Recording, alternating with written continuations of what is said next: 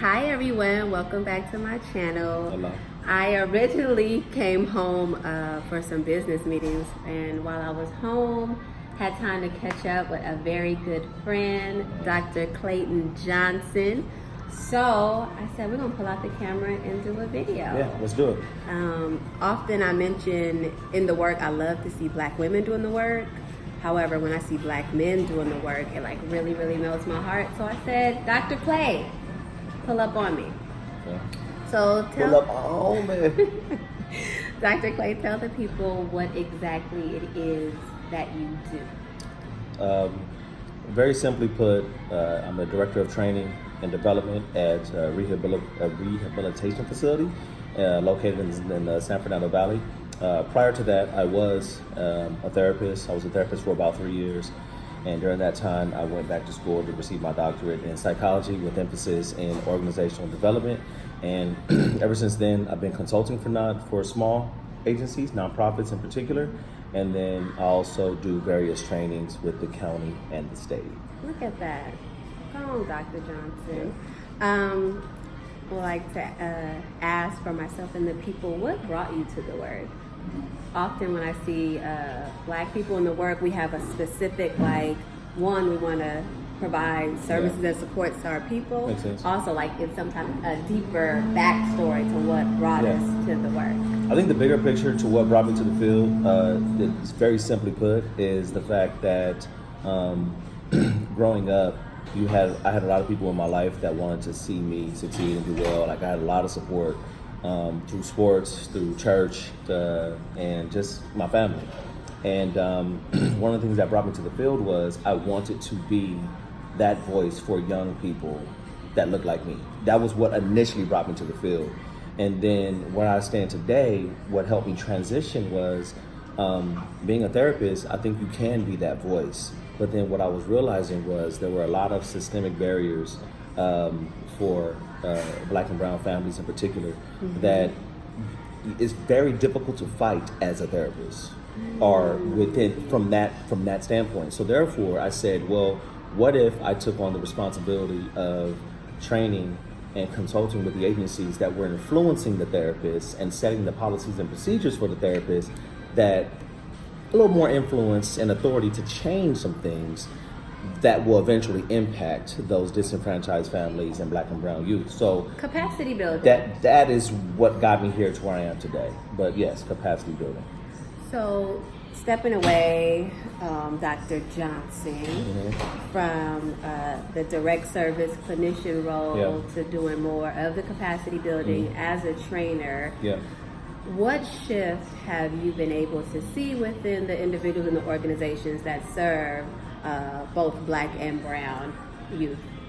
Well, one, I think it's very important to acknowledge that just because an agency is not necessarily catering to the diverse population in which they serve does not mean they don't want to.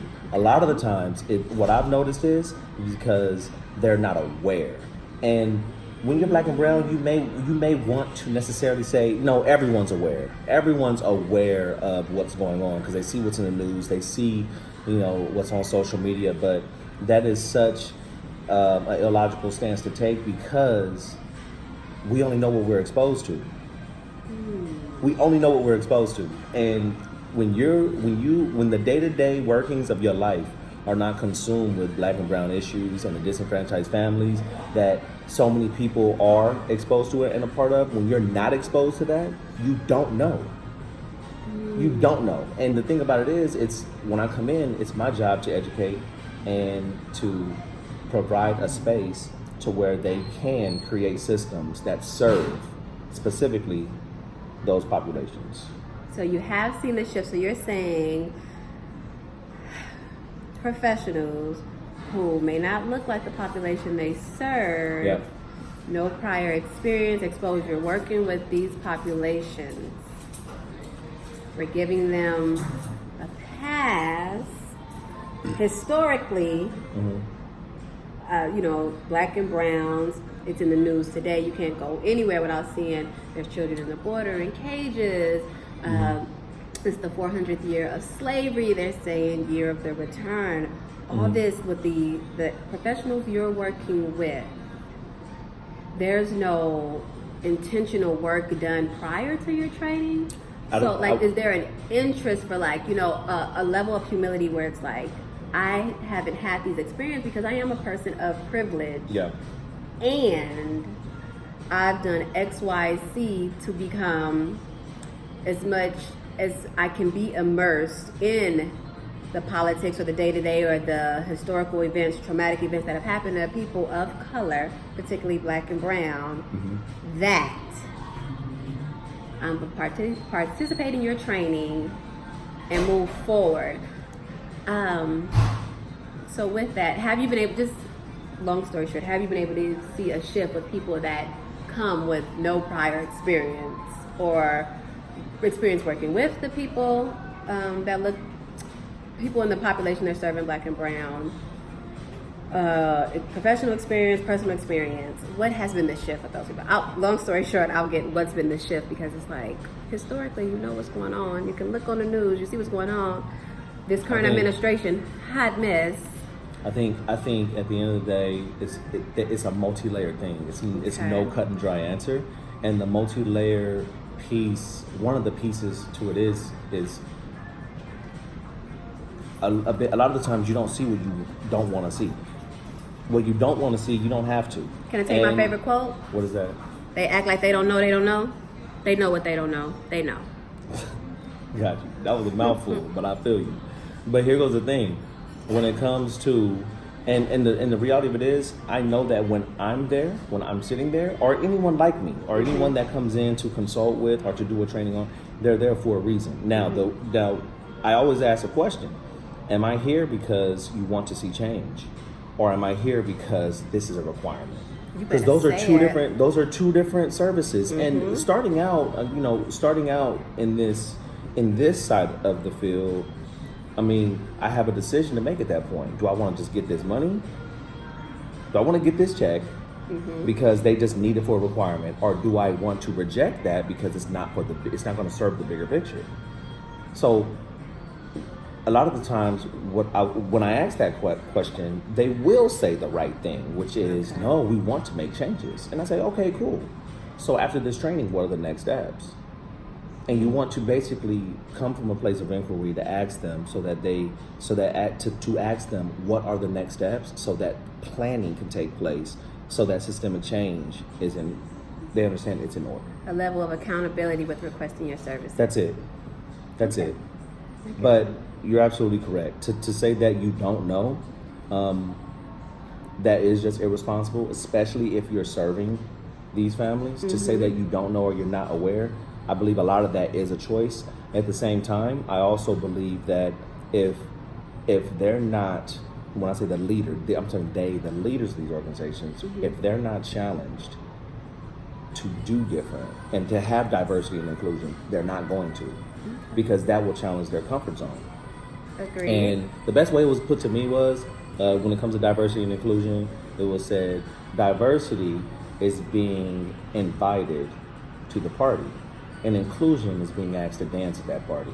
And it's more than just having someone who is a therapist or even a teacher to add diversity to your team or to your organization. It's about, what about on a management level, a supervisory level, an administrative level, and even advisory or even board of directors level, because that is how the changes are influenced.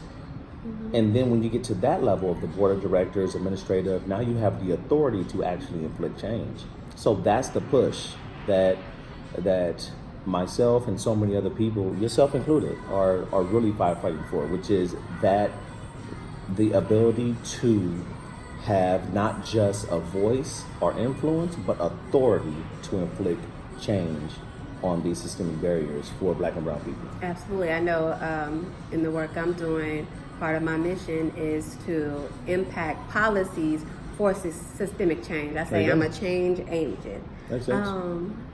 So happy to have you join. What I would like to do, if people are interested in having this conversation continue or reaching out to Dr. Clay, I would like for you to give out email, how you can be contacted, all your social media handles, and also stay tuned because Dr. Clay and I are going to be doing some work together very, very soon. We'll come Absolutely. back and share that. So yes, I think it's very important. That's a nice little teaser, but I think it's very important to say the work that we're going to be doing are the action items of what we just discussed. It's actually going into the organizations to inflict real systemic change, not just when it comes to therapy, but when it comes, or even just higher education. Like it's therapy, but it's also higher education, and we can sum it up and just say in the social services and higher education realm. So I'm very excited about that.